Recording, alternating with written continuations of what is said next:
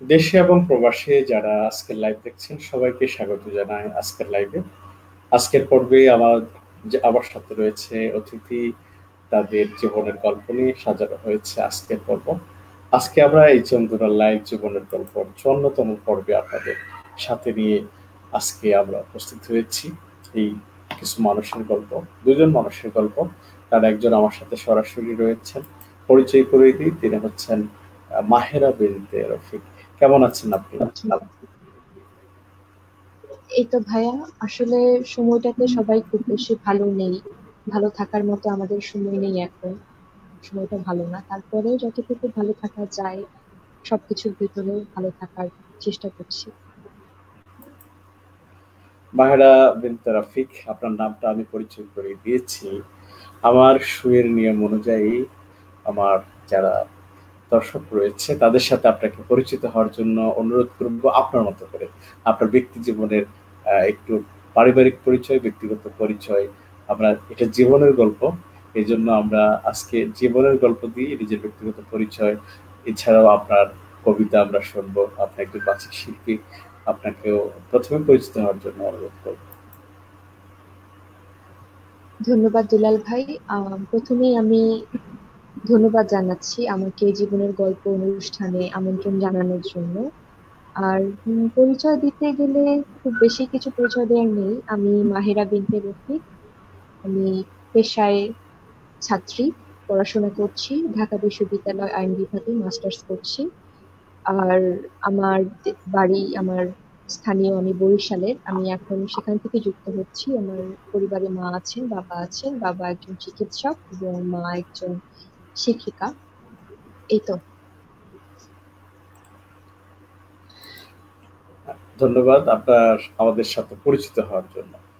তো আমরা, আপনি একজন বাচিক শিল্পী, আমরা প্রথমেই আপনার একটা কবিতা দিয়ে শুরু করতে চাই আপনাদের শো। মানে আমাদের এই শোটা আপনাদেরকে প্রথমেই যে কথাটা বলতে চাই, আমাদের যে গুণ রয়েছে সেটারই কদর করতে চাই, আমাদের জীবনের গল্প। এই অনুষ্ঠানের শুরুতেই প্রথম কি কবিতা আমাদেরকে শোনাবেন? ধন্যবাদ দুলাল ভাই। যেহেতু বাচিক শিল্পী, তাই আবৃত্তিটাই আসলে আমি, যেটা কি বলে, মানুষের উদ্দেশ্যে নিবেদন করতে পারি। আমি ত্রিলোক বাচিক পাঠশালার সদস্য, ঢাকা বিশ্ববিদ্যালয়ের ঢাকার একটি কেন্দ্রীয় একটি আবৃত্তি সংগঠন।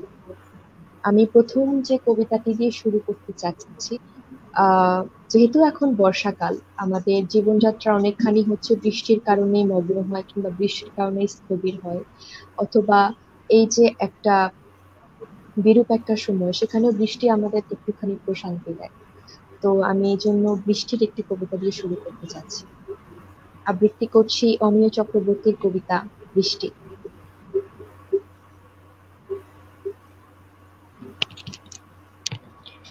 কেঁদেও পাবে না তাকে বর্ষার অজস্র জলধারে, ফাল্গুনী বিকেলে বৃষ্টি নামে, শহরের পথে দ্রুত অন্ধকার, লুটোয় পাথরে জল, হাওয়া তমস্বিনী, আকাশে বিদ্যুৎ জ্বলা বর্ষা হানে ইন্দ্রমেঘ, কালো দিন গলির রাস্তায়। কেঁদেও পাবে না তাকে বর্ষার অজস্র জলধারে, নিবিষ্ট ক্রান্তির স্বর ঝরঝর বুকে অবারিত, চকিত গলির প্রান্তে লাল আভা দুরন্ত সিঁদুরে পরায় মুহূর্ত টিপ, নিভে যায় চোখে, কম্পিত নগর শীর্ষে বাড়ির জটিল বোবারেখা, বিরাম স্তম্ভিত লগ্ন ভেঙে আবার ঘনায় জল। বলে নাম, বলে নাম, অবিশ্রাম ঘুরে ঘুরে হাওয়া, খুঁজেও পাবে না যাকে বর্ষার অজস্র জলধারে। আদিম বর্ষণ জল, হাওয়া, পৃথিবীর মত্ত দিন, মুগ্ধ ক্ষণ, প্রথম ঝঙ্কার, অবিরহ সেই সৃষ্টিক্ষণ, স্রোতস্বনা, মৃত্তিকার সত্তা স্মৃতিহীনা, প্রশস্ত প্রাচীর নামে নিবিড় সন্ধ্যায় এক আর্দ্র চৈতন্যের স্তব্ধ তটে, ভেসে মুছে ধুয়ে ঢাকা সৃষ্টির আকাশে দৃষ্টিলোক। কি বিহ্বল মাটি, গাছ, দাঁড়ানো মানুষের দরজায়, গুহার আঁধারে চিত্র, ঝড়ে উতরোল, বারে বারে পাওয়া হাওয়া হারানো, নিরন্ত ফিরে ফিরে ঘন মেঘলীন, কেঁদেও পাবে না যাকে বর্ষার অজস্র জলধারে। ধন্যবাদ। ধন্যবাদ আপনাকেও খুব সুন্দর আবৃত্তি করার জন্য। আর আমরা চেষ্টা করছি নূরকে যুক্ত করার জন্য, মোহাম্মদ নূরে আলম। আশা করি আপনি আমাদেরকে শুনতে পাচ্ছেন, আমরা আপনাকে যুক্ত করতে পেরেছি। জি, নূরে আলম আসসালামু আমাকে আলাইকুম। শুনতে পারেন? আসসালামু আলাইকুম। আমি ওয়ালাইকুম সালাম। দুঃখিত, আমরা আসলে আমি আপনাকে যুক্ত করতে মোবাইলের মাধ্যমে আসার চেষ্টা করেছিলাম, তো আসলে আসতে পারিনি মোবাইলের মাধ্যমে। হ্যাঁ। এখন ল্যাপটপে আসলাম আর কি। ওকে, ধন্যবাদ। আপনাকে আমরা পেয়েছি, এটাই আমাদের বড় সান্ত্বনা। তো আমরা একটু শুরু করে দিয়েছি। শুরুতে আমরা মাহিরা আচ্ছা। বিনতে রফিকের কথা শুনলাম, না, তার আপুর আবৃত্তি শুনলাম। এখন আপুর আপনার আমি সাথে ভক্ত। একটু আপুর আসলে আবৃত্তি আমি শুনি, প্রায় ইউটিউব থেকে শুনি। আসলে ওনার কাছ থেকে শেখার আছে। না ভাই, আমিও আপনার কবিতা অনেক শুনি। আজকেও আপু বলছিলেন যে আপনি অনেক ভালো পড়েন। আমিও আপনার কবিতা খুব পছন্দ করি এবং আগ্রহ নিয়ে শুনি। না না ধন্যবাদ না না, আপনাকে। ভালো পারি না।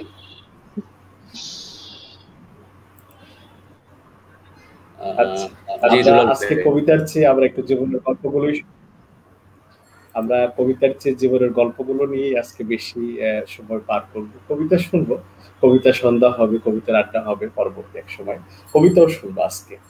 তো আমরা একটু আমাদের শোয়ের নিয়ম অনুযায়ী আমাদের যারা দর্শক রয়েছে, আপনার ব্যক্তি এবং পারিবারিক জীবনে বাবা মা সহ সবাইকে আপনার একটু পরিচিত হওয়ার জন্য অনুরোধ করবো।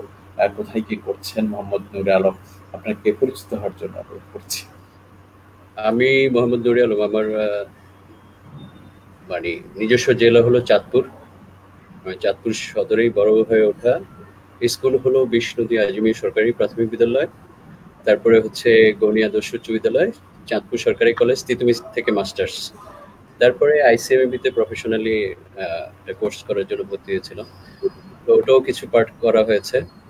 আর এমনিতে হচ্ছে যে বেড়ে ওঠার বিষয়টা হলো যে আমার যখন বয়স 13, তখন আমার আব্বা মারা যান। হঠাৎ করে স্ট্রোক করে মারা যান।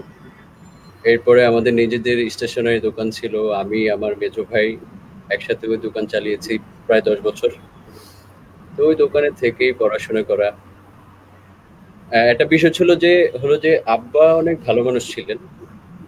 আব্বা পৌরসভার কমিশনার ছিলেন, খুব ধার্মিক মানুষ ছিলেন, খুব সৎ মানুষ ছিলেন। সেই সুবাদে ওনার একটা সম্মানের জায়গা ছিল। সেই সম্মানের জায়গাটা আমাদেরকে এখনো পর্যন্ত ছায়া দিয়ে রেখেছে আর কি।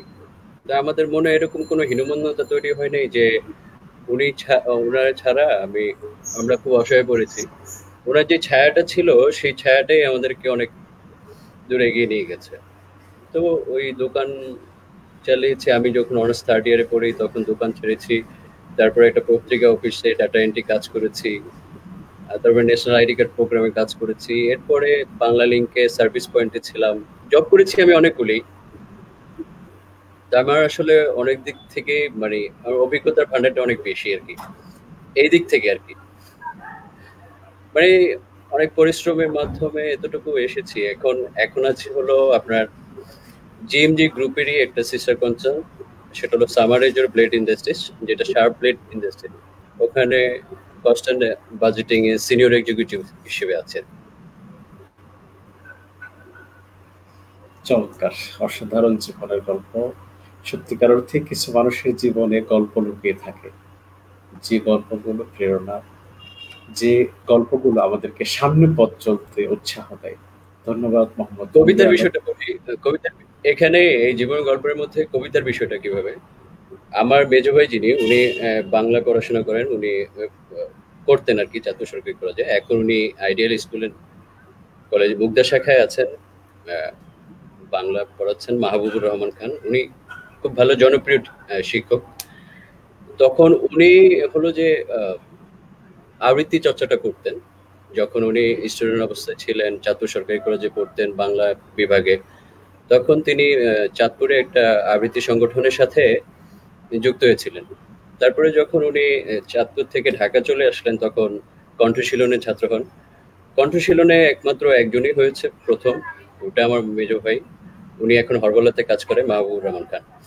তো ওনার থেকে ওই যে উনি মানে যেই আবৃত্তির ক্যাসেট করে আনতেন ওগুলি শুনতাম, দোকানে বসে বসে শুনতাম।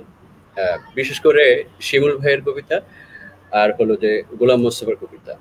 তো শিমুল ভাইয়ের ওই সময় কবিতার মধ্যে আমি যখন শুনতাম, ক্যামিলিটা খুব ভালোভাবে মনে গেঁথে আছে। তারপরে হলো যে কেউ কথা রাখেনি কবিতাটা গেঁথে আছে। আর হলো যে গোলাম মোস্তফার হলো যে একটা কবিতা ঠিক এই মুহূর্তে মনে আসতেছে না, এই আর কি। আরো কিছু বলেছিল আমার এই স্কেটটা খুব ভালো আসতেছে না, এই জন্য আমার মনটা হয়ে গেছে, কারণ আমি মোবাইলের মাধ্যমে ঢুকতে পারতেছিলাম না, এখন ল্যাপটপের মাধ্যমে আসছি।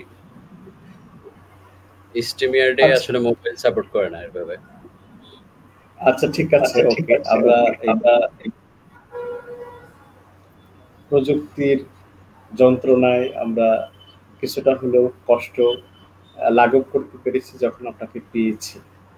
প্রথমে যখন আমরা লাইভটা শুরু করলাম তখন ভাবলাম যে হয়তো মোহাম্মদ নুরে আলমকে ছাড়াই কি আমাদের আজকে লাইভ শেষ করতে হবে কিনা। তো আমাদের আশার আলো যেটি দেখিয়েছিলেন মাহেরা বিনতে রফিক, তাকে আমরা পেয়েছিলাম শুরু থেকেই। তার সুন্দর বৃষ্টির কবিতা দিয়ে আমাদের জীবনের গল্প শুরু হয়েছিল। আমরা এখন তার জীবনের গল্পের ডালিটা আমরা একটু মিলে ধরতে চাই। বরিশালের মেয়ে মাহেরা বিনতে রফিক, বাংলাদেশের শস্য ভান্ডার হলো বরিশাল। তো সেই বরিশালের মেয়ে হিসেবে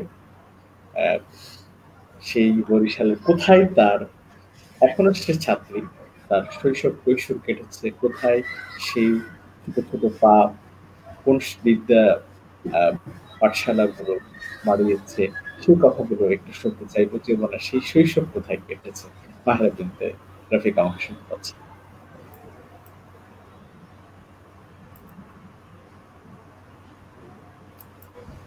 ধন্যবাদ দুলাল ভাই। হ্যাঁ আমি শুনতে পাচ্ছি। হ্যাঁ আমি শুনতেই বলেছিলাম যে আমার আসলে জন্ম বেড়ে ওঠা সবই বরিশাল শহরে। তো আমার স্কুল ছিল বরিশাল সরকারি বালিকা উচ্চ বিদ্যালয়, তারপরে আমি ইন্টারমিডিয়েট এখানেই পড়েছি বরিশাল সরকারি মহিলা কলেজ থেকে। তারপরে মূলত উচ্চশিক্ষার জন্য ঢাকায় আসা, ঢাকা বিশ্ববিদ্যালয়ে ভর্তি হওয়া আইন বিভাগে। আমি হলে ছিলাম আমি 4 বছর, প্রায় 5 বছরই বলা যায়। আমার অনার্স জীবনটা মোটামুটি হলেই কেটেছে। আমি কবি সুফিয়া কামাল হলের একজন আবাসিক ছাত্রী ছিলাম। আর যেটা বলে যে হ্যাঁ স্কুল কলেজটা আমার বরিশালে এখানে কেটেছে, তারপরে অনেক সময় কিছু দেখা যায় যে যেটা হয় কিছু জায়গাতে অনেক সময় দেখা যায় অনেকে মফস্বল শহর বলে, বা সাধারণত ঢাকায় একটা জায়গায় নতুন করে যখন প্রথমবার যাওয়া হয় তখন কিছু চ্যালেঞ্জ ফেস করতে হয়, সেরকম কিছু সমস্যা ছিল। আর একটা জিনিস যেটা হয় সেটা আসলে আমাদের সমস্ত যারা পড়াশোনা অন্য কোথাও অন্য জায়গায় একসময় যেয়ে করেন তারাই এই ধরনের কিছু অভিজ্ঞতার সম্মুখীন হন আর কি। তো তারপরেও আর কি চেষ্টা করেছি সবসময় সবকিছুকে যত বেশি ভাবে নিজেকে এই বিষয়গুলোর সাথে মানে কি বলে মানে সহজভাবে নেওয়া যেতে পারে সেটা। আর হল বা হলের জীবন বা ক্যাম্পাস জীবন সেটা আবার সম্পূর্ণ একটা আলাদা। আর এখানে আসলে যেটা হয় দেখা যায় যে আমি আসলে স্কুলে আমার কি পরিচয় ছিল বা আমার কলেজে থাকতে কি পরিচয় ছিল এই বিষয়গুলো সেখানে গিয়ে নতুন করে নতুন জায়গায় যখন পদার্পণ করা হয় সেখানে আর কাজ করে না। তখন সেখানে নতুন করে সবকিছু শুরু করতে হয়, নতুন করে আবার সেখানে নিজেকে মানে কি বলে স্টাবলিশ করতে হয় বা নিজেকে অনেক মানে কি বলে দ্বিগুণ ভাবে যোগ্যতার প্রমাণ দিতে হয়, এবং সবসময় সেই চেষ্টাগুলো করেছি। আর যদি কি বলে পড়াশোনা বা সেই জায়গার কথা বলি যে আমাদের স্কুল কলেজের পড়াশোনাটা একরকম আর আসলে বিশ্ববিদ্যালয় জীবনের পড়াশোনাটা পুরোই আলাদা। আর ল বা আইন যেটাকে বলে আইনি পড়াশোনার কারণে আমাদের স্কুল কলেজের পড়াশোনার সাথে আসলে এই দুটোটা কোনো মিল নেই। তো তো তারপরেও সেই জন্য আমাদের সেখানে আমাদের স্কুল কলেজগুলোতে একরকম পড়াশোনা হয়, কিন্তু এখানে আমরা সম্পূর্ণ অন্যরকম একটা পরিস্থিতি বা পরিবেশ, যেটাকে আমি কদিন আগে আমার একটা বান্ধবীর সাথে কথা বলছিল যে সবাই অনেকটা নালা থেকে সমুদ্রে এসে পড়ার মতো একটা অভিজ্ঞতা হয় আর কি। আমাদের সবারই এরকম ছিল। তারপরে আর কি চেষ্টা করেছি সময় মানে ধীরে ধীরে সব বিষয়গুলোর সাথে অভ্যস্ত হয়ে নিতে, বা নতুন করে সবকিছু শুরু করতে, বা এখানে থেকে যতখানি অভিজ্ঞতা সঞ্চার করা যায় সেগুলো করতে। এই তো আর কি। আর স্কুল কলেজের আসলে কি বলে অনেক স্মৃতি আছে, অনেক অভিজ্ঞতা। স্কুল কলেজের বন্ধুত্ব গুলো সব আলাদা হয়। দেখা যায় এমনও আছে যারা স্কুলের বন্ধুরা এখন হয়তো বন্ধু হিসেবে থেকে গেছে, কিন্তু যেটা হয় পরে যে নাগরিক জীবনে বা পরবর্তী সময় এই সময়গুলোতে এসে আসলে এই ধরনের যেটাকে বলে যে একদম নিখাত বা খাঁটি যে একটা একটা সম্পর্ক সবার সাথে যে গড়ে ওঠে, এটা অনেক সময়ই হয় না। এবং এটা এখনো অনেক সময় দেখা যায় যে মিস করি। তো তারপরেও আসলে বলবো যে এই মেলবন্ধন গুলো আসলে অন্যরকম। তারপরেও ক্যাম্পাস বা টিএসসি তে বা এই সমস্ত জায়গাগুলোতে আমি আমার জীবনের সেরা সময়গুলো কাটিয়েছি। তার কারণ হচ্ছে গিয়ে বিশ্ববিদ্যালয়, কারণ হচ্ছে গিয়ে আমাদের যে কবিতার সংগঠন তুলক বাচিক পাঠশালা। এখান থেকেই সবকিছু, এই শেখাগুলো বা এই অভিজ্ঞতাগুলো। এই তো।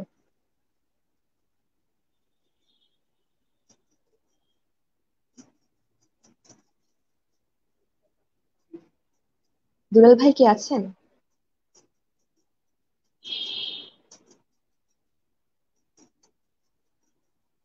নূর ভাই, আপনার মাইক্রোফোনটা মনে হয় অফ করা, একটু অন করে নেবেন।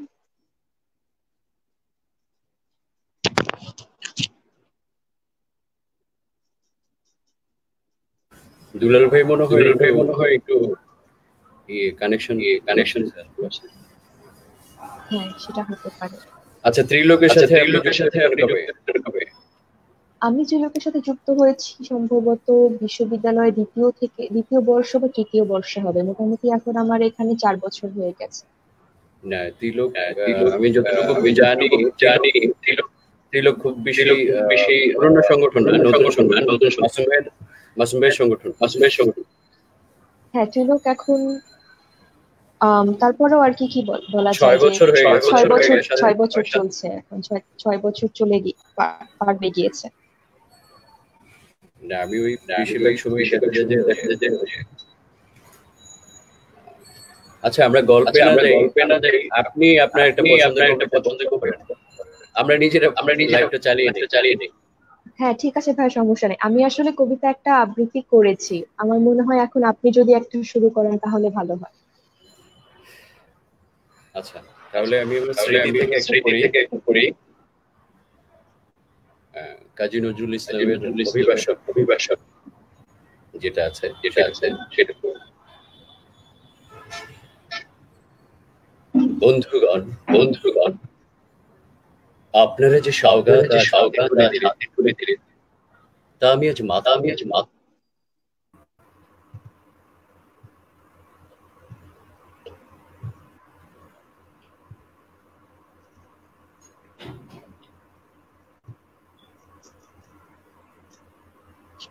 দুলাল ভাই, সম্ভবত আপনার সংযোগটি একটু বিচ্ছিন্ন হয়ে গিয়েছিল। আমি নূর ভাইয়ের সাথে কথা বলছিলাম। ভাইয়া আসলে একটা কবিতা আবৃত্তি করা শুরু করেছিলেন। ধন্যবাদ।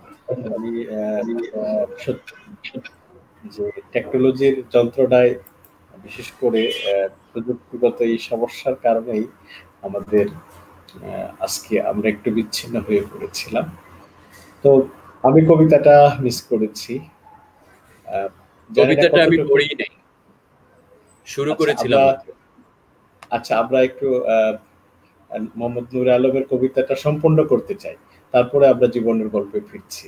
অনুরোধ করছি মোহাম্মদ নূর আলমকে তার কবিতাটা সম্পূর্ণ করার জন্য। আমি তাহলে শুরু থেকে শুরু করি আবার। অবশ্যই, আপনার কবিতা শুনছি আমি। ঠিক আছে। বন্ধুগণ, আপনারা যে সওগাত আজ হাতে তুলে দিলেন, তা আমি আজ মাথায় তুলে নিলাম। আমার সকল তনুমন প্রাণ আজ বীণার মতো বেজে উঠেছে। তাতে শুধু একটি মাত্র সুর ধ্বনিত হয়ে উঠেছে, আমি ধন্য হলুম। আমায় অভিনন্দিত আপনারা সেই দিনই করেছেন যেদিন আমার লেখা আপনাদের ভালো লেগেছে। বিংশ শতাব্দীর অসম্ভবের সম্ভাবনার যুগে আমি জন্মগ্রহণ করেছি। এরই অভিযান সেনা দলের তুর্যবাদকের একজন আমি। এই হোক আমার সবচেয়ে বড় পরিচয়। আমি এই দেশে এই সমাজে জন্মেছি বলেই শুধু এই দেশেরই এই সমাজেরই নই, আমি সকল দেশের সকল মানুষের। কবি চায় না দান, কবি চায় অঞ্জলি, কবি চায় প্রীতি। কবিতা আর দেবতা সুন্দরের প্রকাশ। সুন্দরকে স্বীকার করতে হয় যা সুন্দর তাই দিয়ে। সেই সুন্দরের ধ্যান, তার স্তব গানই আমার ধর্ম। তবু বলছি, আমি শুধু সুন্দরের হাতে বীণা পায়ে পদ্ম ফুলই দেখিনি, তাঁর চোখে চোখ ভরা জলও দেখেছি। যুদ্ধভূমিতে তাকে দেখেছি, কারাগারের অন্ধকূপে তাকে দেখেছি, ফাঁসির মঞ্চে তাকে দেখেছি। আমাকে বিদ্রোহী বলে খামোখা লোকের মনে ভয় ধরিয়ে দিয়েছেন কেউ কেউ। এই নিরীহ জাতটাকে আঁচড়ে কামড়ে তেড়ে নিয়ে বেড়াবার ইচ্ছা আমার কোনো দিনই নেই।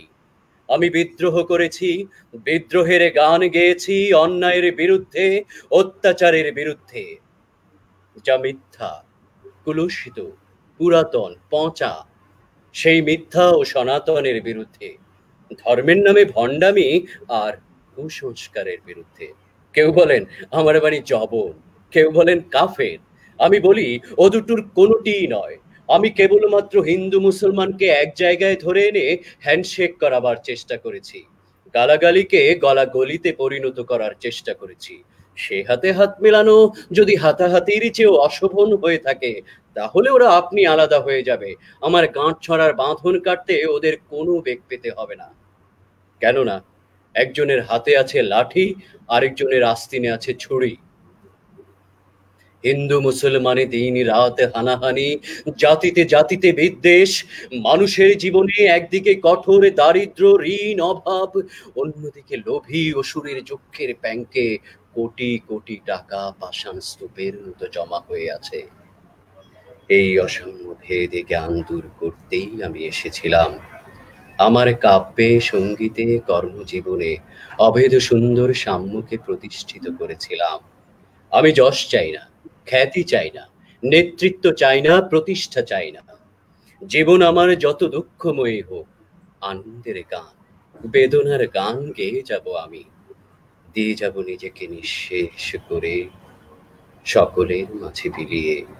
সকলের বাঁচার মাঝে থাকবো আমি বেঁচে। এই আমার ব্রত, এই আমার সাধনা।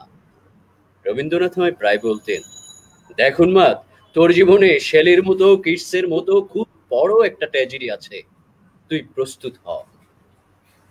জীবনে সেই ট্র্যাজেডি দেখবার জন্য আমি কতদিন অকারণে অন্যের জীবনকে অশ্রুর বর্ষায় আচ্ছন্ন করেছি, কিন্তু আমার জীবনে রয়ে গেল বিশুষ্ক মরুভূমির মতো তপ্ত।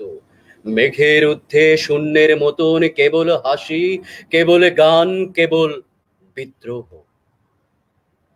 আমার বেশ মনে পড়ছে একদিন আমার জীবনের মহা অনুভূতির কথা। আমার ছেলে মারা গেছে। আমার মন তীব্র পুত্র শোকে যখন এই দিনে, সেই সময় আমার বাড়িতে হাসনাহিনা ফুটেছে।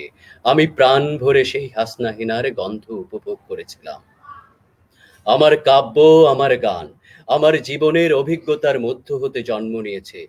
যদি কোনোদিন আপনাদের প্রেমের প্রবল টানে আমাকে আমার একাকিত্বের পরম শূন্য হতে অসময়ে নামতে হয়, তবে সেই দিন মনে করবেন না আমি সেই নজরুল। সেই নজরুল অনেক দিন আগে মৃত্যুর খিড়কি দুয়ার দিয়ে পালিয়ে গেছে। মনে করবেন পুণ্যত্বের তৃষ্ণা নিয়ে যে এক অশান্ত তরুণ এই ধরায় এসেছিল।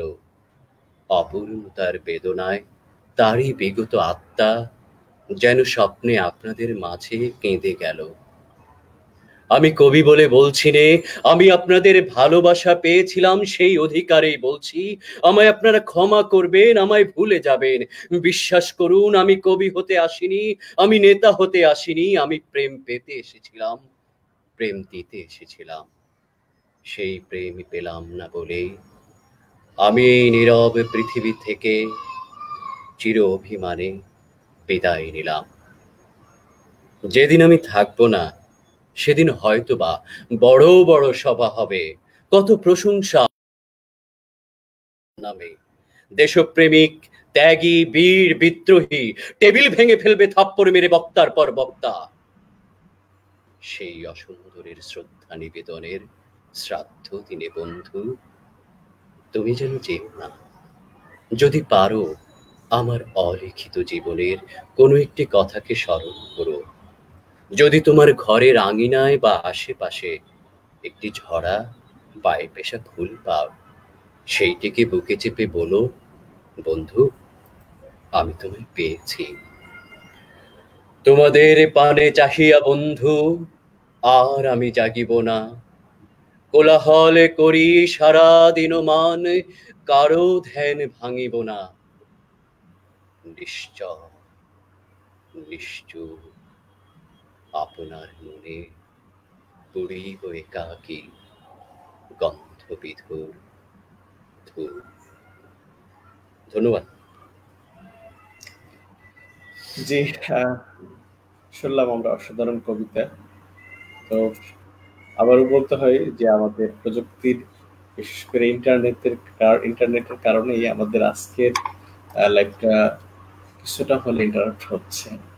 আর নূরের কবিতা তারপর আমরা শুনতে পেরেছি। মোহাম্মদ নুর আলম, আপনাকে অভিনন্দন। আমরা মাহেরা বিনতে রফিকের একটা কবিতা, আরেকটা কবিতা আমরা শুনতে চাই, তারপরে আমরা গল্প করতে চাই, এভাবে শেষ করতে চাই। তো আমরা খানিকক্ষণ সময় পার করে এসেছি। একটু যদি মাহেরা আমাদের একটা কবিতা আবৃত্তি করে শোনান, আপনার কাছে ফিরছি।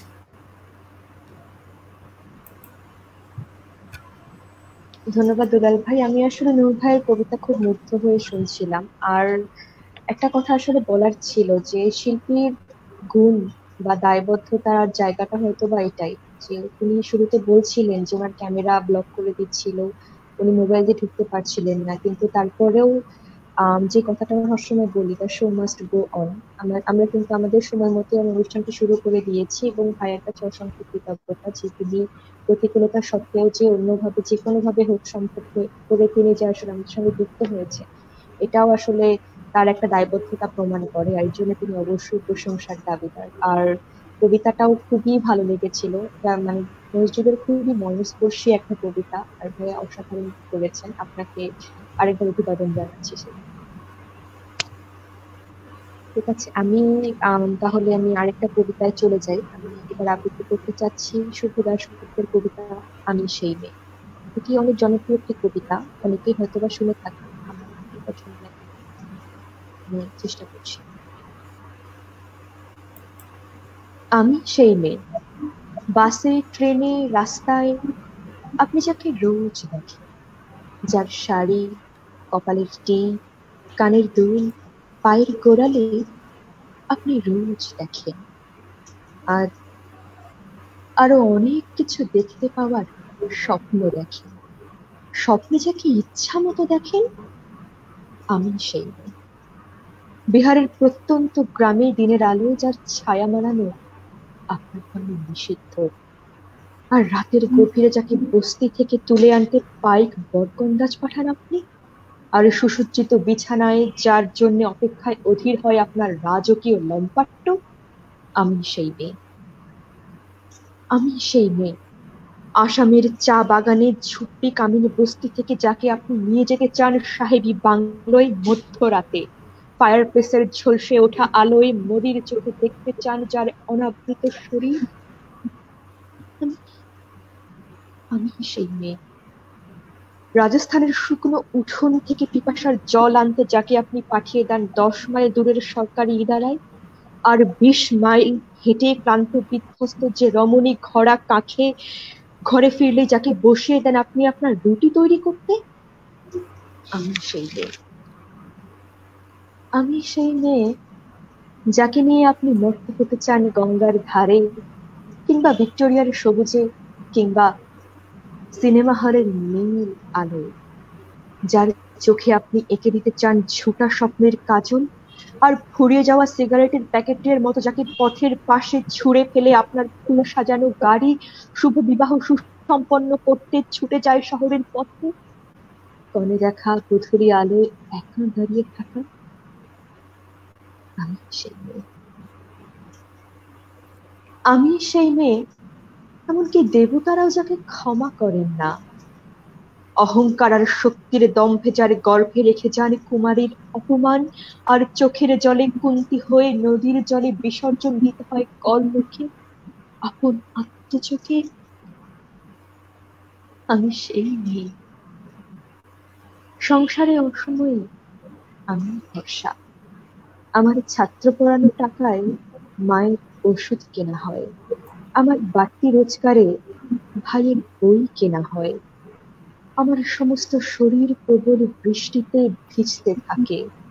কালো আকাশ মাথায় নিয়ে আমি ছাতা হয়ে দাঁড়িয়ে থাকি, ছাতার নিচে সুখে বাঁচি সংসার। আপনি, আপনারা আমার জন্য অনেক করেছেন। সাহিত্যে, কাব্যে, শাস্ত্রে, লেকচারে মা বলে পুজো করেছেন, প্রকৃতি বলে আদিক্ষেতা করেছেন, আর শহরগঞ্জের কানাগলিতে ঠোঁটে রং মাখিয়ে কুপি হাতে দাঁড় করিয়েও দিয়েছেন। আমি সেই একদিন হয়তো অন্য কোনো একদিন আমার সমস্ত মিথ্যে পোশাক ছুঁড়ে ফেলে দিয়ে আমি হয়ে উঠবো সেই অসামান্য। খোলা চুল মেঘের মতো ঢাকবে আমার খোলা পিঠ, দু চোখে জ্বলবে ভীষণ তেজরশ্মি, দু চোখে জ্বলবে ভয়ঙ্কর আগুন, কপাল ঠিকরে বেরোবে ভয়ঙ্কর তেজরশ্মি, হাতে ঝলসে উঠবে সেই খড়গ, দু পায়ের নুপুরে বেজে উঠবে রণদুন্দুভি, নৃশংস অট্টহাসিতে ভরে উঠবে আকাশ। দেবতারাও আতঙ্কে স্তব্ধ হয়ে বলতে থাকবেন, মহামেঘ প্রভাং ঘোরাং মুক্তকে সিং চতুর্ভুজাং কালিকাং দক্ষিণাং মুন্ডমালা বিভূষিতাং। বিভৎস দাবানলের মতো আমি হেগেতে থাকবো, আর আমার পথের দুপাশে মুন্ডহীন অসংখ্য দেহ ছটফট করতে থাকবে। সভ্যতার দেহ, প্রগতির দেহ, উন্নতির দেহ, সমাজের দেহ। হয়তো আমি সেই, হয়তো ধন্যবাদ। ধন্যবাদ, আপনাকেও ধন্যবাদ, অনেক ধন্যবাদ। আপনার কাছ থেকে সুন্দর কবিতা শুনলাম, খুবই সুন্দর। আমরা খুবই সুন্দর কবিতা, দুজন মানুষকেই আজকে আমরা পেয়েছি, তাদের কবিতারই আমরা সাথে পরিচিত, কিন্তু জীবনের অনেক গল্পের সাথে হয়তো আমরা পরিচিত না, কিছু একটু হলেও তাদেরকে তুলে ধরার জন্য চেষ্টা করছি। পাচক শিল্পী বা কবিতা আবৃত্তি করার পিছনে গল্প আমরা একটু শুনতে চাই। এটা নিজের জীবন থেকেও একটু আমি বলার জন্য অনুরোধ করবো, যদি কেউ এই কবিতাকে ভালোবেসে যদি কবিতাকে নিজের পাচক শিল্পী হওয়ার জন্য চেষ্টা করে, আবৃত্তিকার হওয়ার চেষ্টা করে, তার কি করণীয়? প্রথমে নিজের জীবনের গল্প এবং এরপরে অন্যদের জন্য কি পরামর্শ থাকবে? প্রথমেই মোহাম্মদ নুরে আলম, আপনার কাছে আসছি। এটা তো অনেক বড় ধরনের চিন্তার বিষয়। হ্যাঁ, অনেক বড় ব্যক্তিত্বরা এগুলি বলতে পারবে ভালো করে। আমার কাছে মনে হয় কবিতা আবৃত্তি এটা ঘোরের বিষয়। আপনি কবিতার মধ্যে যত ঢুকতে পারবেন কোনো একটা কবিতার ভিতরে, ওইটা নিয়ে আপনি যত ভাবতে পারবেন, শব্দ নিয়ে যত খেলতে পারবেন, প্রতিটা শব্দ নিয়ে একটা কবিতাকে খুব ভালোভাবে নির্মাণ তখনই করা যাবে। আর আসলে আবৃত্তির প্রতি ভালো লাগা বলতে, ওই যে আবৃত্তির ভালো লাগার বিষয়টা তো আমি আগেই বলেছি, যে ওই যে আমাদের সিনিয়র যারা আছেন তাদের আবৃত্তি শুনে শুনে, ভাইয়ের আবৃত্তি শুনে শুনে, এখন 2010-এ কণ্ঠশীলনের মাধ্যমে আবৃত্তির সাথে যুক্ত হয়েছি। তো তখন আসলে মানে আমার সেই 69তম আবর্তনে যেসব বন্ধু বান্ধবরা ছিলেন, তারা খুব উৎসাহ দিতেন যে তুমি ভালো করবে, খুব ইয়ে করবে, তোমার আবৃত্তি ভালো হয়, একটা উৎসাহ দিতেন। কিন্তু আমার খুব ভালোভাবে যে ইচ্ছে ছিল যে আমি এরকম ইয়ের সাথে জড়িয়ে থাকবো এরকম না। তো আমার একজন বন্ধু আছে নাইম আহমেদ মামুন। তো আবৃত্তির সাথে লেগে থাকার বিষয়টা হলো যে ওনার একটা ধাক্কা আছে আর কি, সবসময় যে আপনি এটা করেন ওইটা করেন, সবসময় একটা উৎসাহ জুগিয়েছে। তো এই চলতে ফিরতে আসলে আমি তো তখন যখন কণ্ঠশীলনে ছিলাম, তো তখন কণ্ঠশীলনের মাধ্যমে আবৃত্তি চর্চাটা, আর আসলে এই ভালো লাগাটা ভেতর থেকে। যেমন এই মূল বিষয় হলো যে আমি প্রকৃতিগতভাবে একটু এরকমই আর কি, টুকটাক লিখি, টুকটাক ছবি আঁকি। তো দেখা গেছে যে আবৃত্তিটাও সাথে চলে আসছে। তো ঢাকা থেকে যখন গিয়েছি চট্টগ্রামে, চট্টগ্রামে প্রমা আবৃত্তি সংগঠনের সাথে যুক্ত হয়েছি। যুক্ত হওয়ার বিষয়টা আসলে করিয়ে দিয়েছেন শ্রদ্ধেয় কবি রবিশঙ্কর মৈত্রী।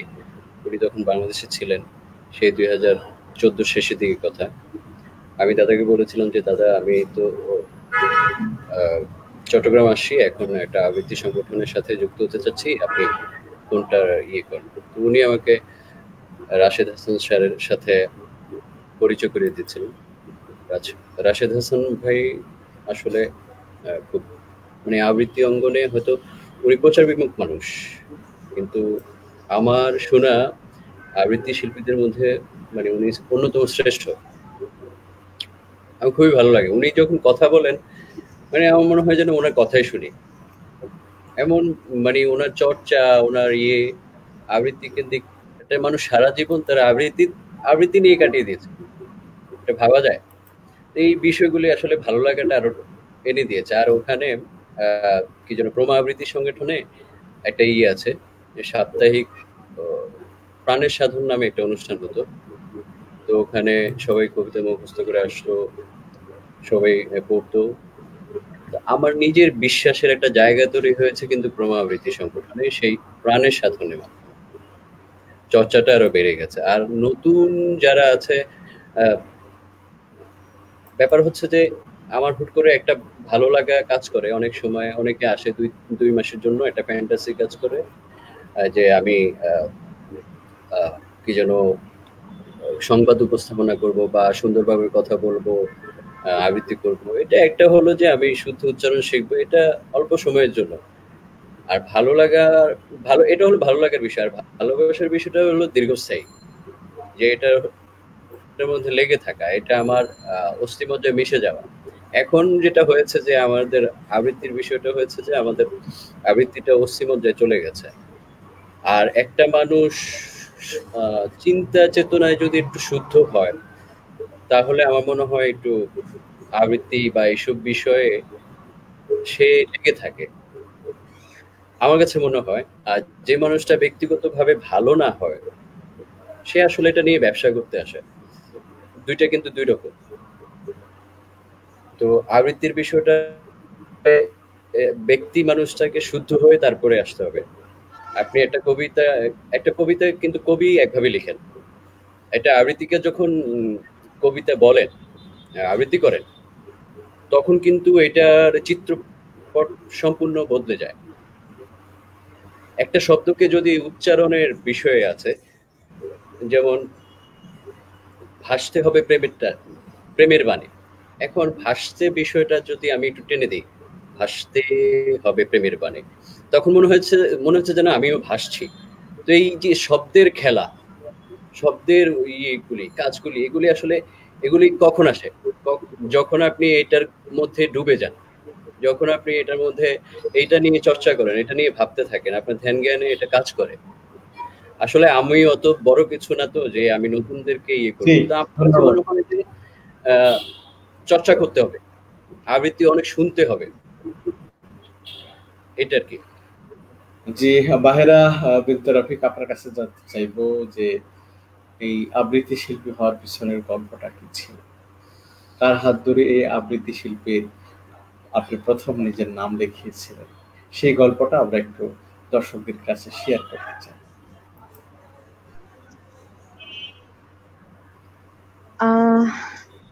আবৃত্তি কার হাত ধরে, আসলে আবৃত্তি মূলত আমার শুরু একদম ছোটবেলা থেকে। আমি যখন স্কুলে প্রথম ভর্তি হই, সেই ক্লাস নার্সারি 1-2 সময়ে যখন স্কুলে যখন সাংস্কৃতিক প্রতিযোগিতাগুলো হতো বা অনুষ্ঠানগুলো হতো, তখন থেকেই আসলে আবৃত্তি করা।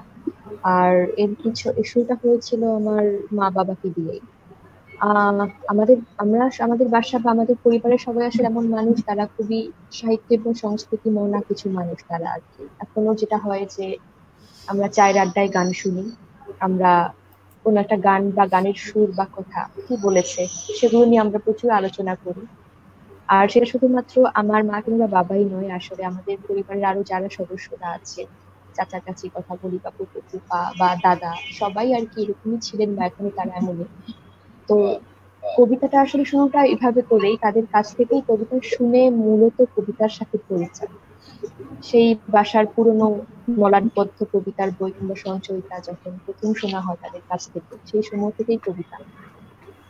তারপরে স্কুলে যখন এভাবে করে মা কোনো একটা কম্পিটিশনে বা প্রোগ্রামে হাত ধরে নিয়ে গেলেন কবিতা পড়তে, এভাবে করে শুরু।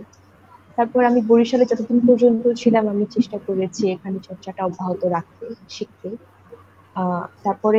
এরপর যখন আমি ঢাকায় পড়াশোনা করার জন্য গেলাম, সেখানে আমার অনেক মানে একটা স্বপ্নের জায়গা ছিল বা আগ্রহ বা প্রত্যাশার জায়গা ছিল যে আমি এখানে থেকেও আমি খুব ভালোভাবে আবৃত্তি চর্চাটাকে চালিয়ে নিতে চাই। বা যেটা হয় যে অনেক সময় হয়তো বা যেটা আমাদের বাস্তবতা যেটা আসলে যে আমাদের অনেক সংস্কৃতি বা সাহিত্য চর্চাই কিন্তু ঢাকা কেন্দ্রিক। আমরা অনেক জায়গা অনেক সময় কিন্তু আমরা জেলা শহর বা অন্যান্য বিভাগীয় শহরগুলো থেকে অনেক অনেক নিবেদিত প্রাণ কর্মী বা এরকম সংগঠন থাকার পরেও কিন্তু মূল স্রোত যেটাকে বলে বা সেই জায়গাটা কিন্তু আমরা ঢাকার মানুষ বা এর বাইরে কিন্তু আমরা অনেক বেশি তাদেরকে আমরা পরিচয় করিয়ে দিতে হয়তো বা পারিনি। তো যে কারণে একদম সবচেয়ে মানে যেটাকে বলে একদম শ্রেষ্ঠ গুরু বা শিক্ষক যারা আছেন তাদের কাছ থেকে শেখা বা তাদেরকে একদম সামনাসামনি দেখে শেখা বা তাদের কাছ থেকে শেখার একটা ইচ্ছা আমার আগে থেকে ছিল। তো যে কারণে ঢাকায় এসে সংগঠনের সাথে যুক্ত হওয়া, পুলকের সাথে যুক্ত হওয়া বিশ্ববিদ্যালয়ের টিএসসি থেকে। তারপরে তো এভাবে করে দেখতে দেখতে এখন 4 বছর পেরিয়ে গেছে। এটাই আর কি, যে আবৃত্তিটা কিভাবে করে। আর আবৃত্তির কথা বলতে গেলে আসলে আবৃত্তিটাকে আমার কাছে মনে হয় আবৃত্তি আর জীবন আসলে আলাদা কোনো বিষয় নেই, আমি ঠিক এক করে দেখি। আর আমি আসলে নূর ভাইয়ের সাথে একমত পোষণ করবো যে আহ যে মানুষগুলো আসলে মন শুদ্ধ কিংবা পবিত্র, সেই মানুষগুলো হয়তো বা কবিতায় আসে বা আসার চেষ্টা করে বা চিন্তা ভাবনা করে।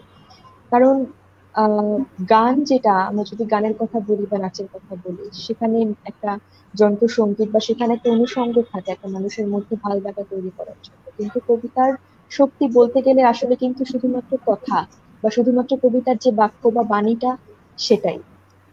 তো যে কারণে আমার কাছে মনে হয় জীবন বোধের চর্চাটা বা জীবন বোধটা সম্পর্কে কবিতার মাধ্যমে যেভাবে করে আসলে বোঝা যায় বা একটা আয়নার মাধ্যমে প্রতিফলনের মতো করে দেখা যায়, এটা অন্য অন্য কোনো মাধ্যমে খুব বেশি করে পাওয়া যায় না।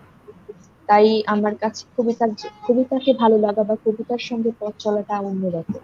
যে দেখা যায় জীবনের যে কোনো অভিজ্ঞতা বা ঘটনাকে আমরা খুব সহজে কবিতার সাথে মিলিয়ে ফেলতে পারি বা কবিতার সাথে একটা সংযোগ তৈরি করে ফেলতে পারি বা আমাদের প্রকাশটা খুব মানে কবিতার মতো সেরকম ভাবে একটা প্রকাশের একটা প্রবণতা তৈরি হয়। আর সেটা এতখানি শুদ্ধ এবং পরিশুদ্ধ বিশুদ্ধ একটি প্রকাশ বা এত গভীরভাবে একটা ভাবনার বিষয় বা একটা চিন্তা, প্রগাঢ় একটা চিন্তার বিষয়টা থাকে কবিতার সঙ্গে জড়িত, যেটা আমার কাছে এটা আসলে অন্য ধরনের একটা ভালো লাগা।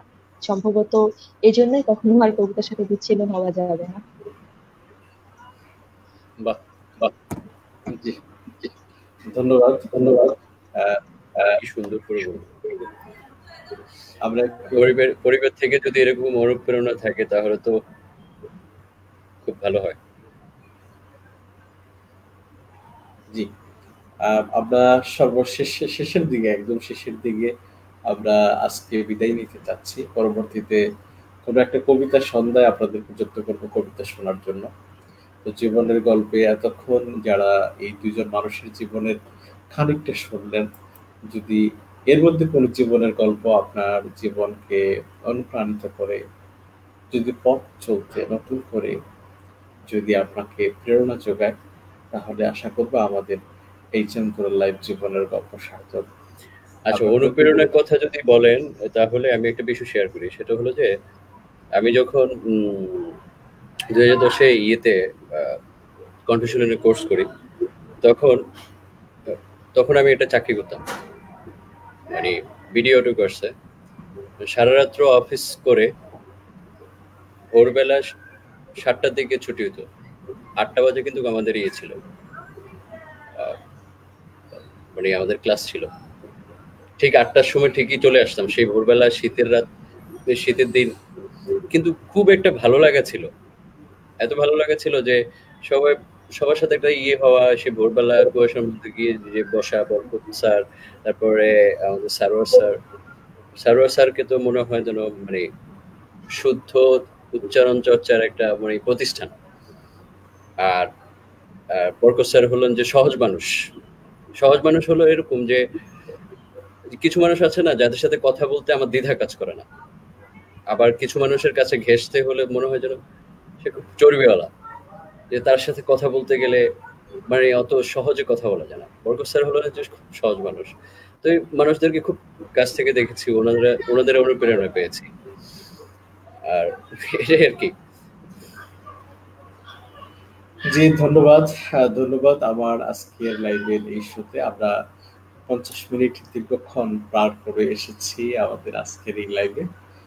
আপনাদেরকে আজকে আমি যতটুকু সুযোগ করে দিয়েছি, মানে যতটুকু আপনাদের কাছ থেকে জানতে পেরেছি এবং জানার চেষ্টা করতে পেরেছি, এবং যতটা আমাকে সুযোগ করে দিয়েছেন আপনার কথাগুলো মানুষদেরকে জানানোর জন্য, এই জন্য আপনাদের দুজনকে অনেক অনেক ধন্যবাদ।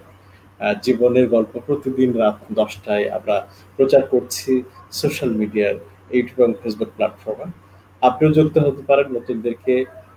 আপনাদের যদি আমাদের এই জীবনের গল্প শুনিয়ে, জীবনের গল্প নিয়ে যদি আপনাদের কোনো মন্তব্য থাকে, এই চেমতুরার লাইফ কিভাবে দেখছেন এই আয়োজনকে, মাহেরা আপনার কাছে ফিরছি। মায়ের আপু মিউটে আছে। দুলাল ভাই, আপনাকে অসংখ্য ধন্যবাদ জীবনের গল্পে আমাদের দুজনকে আমন্ত্রণ জানানোর জন্য। আর আসলে জীবনের গল্প এমন একটা অনুষ্ঠান যেখানে বিভিন্ন মানুষ, প্রত্যেকটা মানুষের অভিজ্ঞতা আলাদা, জীবন দর্শন আলাদা, প্রত্যেকটা মানুষের সংগ্রামের গল্পটা আলাদা। এই বিষয়গুলো সম্পর্কে আমরা জানতে পারি। এটা আমাদেরকে আসলে, যেটা আমি শুরুতে বলেছিলাম, এরকম একটা দুঃসময় আসলে এর চেয়ে অনুপ্রেরণামূলক আর কিছু হয় না। কিছু মানুষের কাছ থেকে তাদের জীবনের অভিজ্ঞতাগুলো শোনার ব্যাপারটা, এবং সেই সাথে যদি সেখানে ছোট ছোট এমন বিনোদনের কিছু ব্যবস্থা থাকে, সেটা গান হোক, কবিতা হোক বা যাই হোক, একটা এর মাধ্যমে যদি আমরা একটা ভালো সময় এই দুর্যোগের ভিতরে কাটাতে পারি, এটাকে আমার মনে হয় এটা অনেক বড় একটা সার্থকতা। আর কবিতার কথা তো বললামই অনেক কিছু। আমার কাছে যেটা মনে হয় যে যদি কবিতা হয়তো অনেকে শোনে, অনেকে হয়তো শোনে না, কিন্তু যদি আমাদের মাধ্যমে যদি কিছু মানুষও, যারা হয়তো বা কবিতা শুনতেন না কিন্তু শোনেন বা নতুন করে কবিতাকে ভালোবাসতে শিখেন বা বুঝতে শিখেন, সেটাও আমাদের কাছে মনে হবে যেটা একটা আমাদের জন্য একটা অর্জন হবে। আর জীবনের গল্পের জন্য অনেক বেশি শুভকামনা থাকবে, আশীর্বাদ থাকবে। এগিয়ে চলুক আর আরো গল্প চলুক। অনেক অনেক ধন্যবাদ।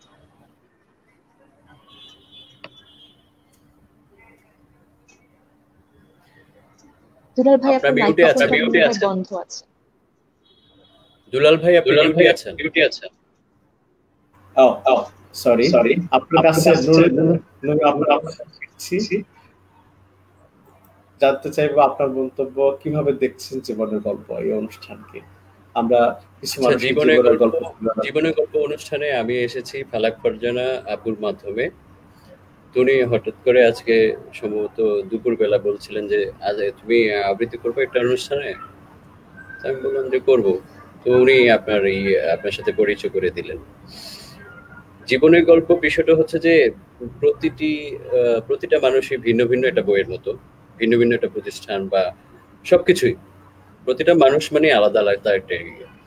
তো জীবনের গল্প যদি আমরা শুনি, দেখা গেছে যে এক এক জীবনের থেকে এক এক ধরনের দুঃখ আসে, আবার সুখ আছে, আবার তার জীবনের যে পরিশ্রম করেছে, সে যত বাধাবন্ধকতা পেরিয়ে গেছে, সেই গল্পগুলি আমরা শুনতে পারি। হয় না যে এমন হয় যে একজনের খুব খারাপ লাগা বিষয়টাও সে কিভাবে স্বাভাবিক করে নিয়েছে, এই এই বিষয়টা যদি আরেকজন শুনে তখন সে কিন্তু অনুপ্রাণিত হয়। এই জীবন গল্পের আমার মনে হয় মূল যে উদ্দেশ্য, যে যে একজন মানুষের গল্প শুনে আরেকজন মানুষের অনুপ্রাণিত হওয়া। আমার কাছে বিষয়টা খুবই ভালো লেগেছে। আর তার সাথে কবিতাকে যুক্ত করে আপনারা কবিতার যে পথ চলা সেটাকে আরো শানিত করেছেন। আর আমার মতো নতুন শিল্পীকে সুযোগ দিয়ে আরো তো কৃতজ্ঞ করেছেন। আর আমি যেটা বলতে চাই, যে যেখানে আছে, যার যত প্রিয়জন আছে, সবাই সবার প্রিয় মানুষগুলি আসলে, মানুষ নিজেকে হারানোর চেয়ে তার প্রিয় মানুষ হারানোর ভয়টা সবচেয়ে বেশি থাকে। তো সবার প্রিয় মানুষগুলি ভালো থাকুক, আল্লাহ সবাইকে খুব ভালো রাখুক। কারণ আল্লাহ এই যে প্যান্ডামিক অবস্থা বা মহামারী অবস্থা, এটা আল্লাহ তাআলা দিয়েছেন। আবার যদি উনি রহম না করেন তাহলে আসলে আমাদের সারার উপায় নাই। তো আমরা ওনার কাছে দোয়া প্রার্থনা করি আর কি, যেন উনি এই মহামারীর অবস্থা থেকে উত্তরণ করেন। কারণ অনেক মানুষ খুব কষ্টে আছে। আমরা যে এই যে কবিতা পড়তে পারতেছি, এটাই আমাদের আসলে অনেক বড় ভাগ্য। এটা আমাদের অনেক বড় ভাগ্য, অনেক বড় শুকরিয়ার বিষয়। জি, ধন্যবাদ দুজনকে, ধন্যবাদ। ধন্যবাদ মাহেরা বিনতে রফিক, ধন্যবাদ মোহাম্মদ নূরে আলম। আপনারা দুজনেই আজকে আমাকে সময় দিয়েছেন। আপনাদের দুজনকে নিয়ে আপনাকেও আজকের এই ধন্যবাদ। আর জীবন গল্প ইউটিউব থেকে আমরা দেখবো ইনশাল্লাহ। আর সবাইকে দেখার অনুরোধ রইল। ইনশাল্লাহ প্রতিদিন আমরা ইনশাল্লাহ এটার সাথে যুক্ত হওয়ার চেষ্টা করব। প্রতিদিন যদি সময় নাও পাই, ইনশাল্লাহ ইউটিউব থেকে দেখে নেব। জি, শুভকামনা, শুভরাত্রি। দুজনকে অনেক অনেক ধন্যবাদ জানিয়ে আজকের প্রোগ্রাম শেষ করছি। সুপ্রিয় দর্শক, যারা দেশ এবং বিদেশ থেকে আজকে আমাদের লাইভ দেখলেন, শেয়ার করলেন, সাবস্ক্রাইব করলেন, সবাইকে অনেক অনেক ধন্যবাদ এবং প্রীতি ও শুভেচ্ছা জানিয়ে আজকে লাইভ এখানেই শেষ করছি। পরবর্তী জীবনী গল্প দেখার আমন্ত্রণ জানিয়ে আচ্ছা, আমাদের দর্শকদেরকেও কৃতজ্ঞতা জানাচ্ছি, যারা আমাদের অনুষ্ঠানটি দেখেছেন, এতক্ষণ ধরে আমাদের সঙ্গে ছিলেন। ব্যাপার হলো যে একটা অনুষ্ঠানে যদি দর্শকই না থাকে তাহলে ওটা আসলে অনুষ্ঠান হয় না। তো আমাদের দর্শকরাই প্রাণ, তাদের প্রতি কৃতজ্ঞতা জানাচ্ছি, তাদের প্রতি ভালোবাসা জানাচ্ছি। আর আমার সাথে যারা ছিলেন, যেমন আপনি মাহেরা আপু ছিলেন, আপনি ছিলেন, আপনাদের সবার প্রতিও কৃতজ্ঞতা, ভালোবাসা রইল। ভালো থাকবেন।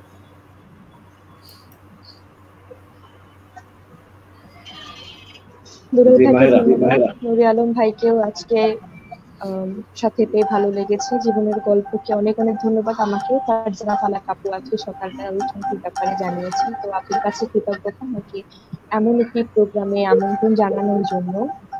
আর সাথে দর্শকদের কথা সেটা অবশ্যই বলতেই হয়, তারাই অনুপ্রেরণা, তাদের জন্য এই সমস্ত প্রচেষ্টা বা প্রয়াসগুলো নেওয়া হয়। তারা সবাই যেন অনেক ভালো থাকে, সুস্থ থাকে, আর এমন ভাবেই জীবনের গল্পের সাথে থাকে। অনেক ধন্যবাদ সবাইকে। সবাইকে ধন্যবাদ। দেখা হবে আগামীকাল। আর একটা কথা বলছি যে প্রযুক্তিগত কারণে যাদের একটু শুনতে কষ্ট হয়েছে, দেখতে কষ্ট হয়েছে, আমাদেরকে ক্ষমা করবেন। আমরা চেষ্টা করছি প্রতিদিনের যে ডেভেলপমেন্ট কিভাবে আরো সুন্দরভাবে লাইভটা দেখানো যায়, আমরা সেই চেষ্টা করছি। আশা করি আমরা পারবো।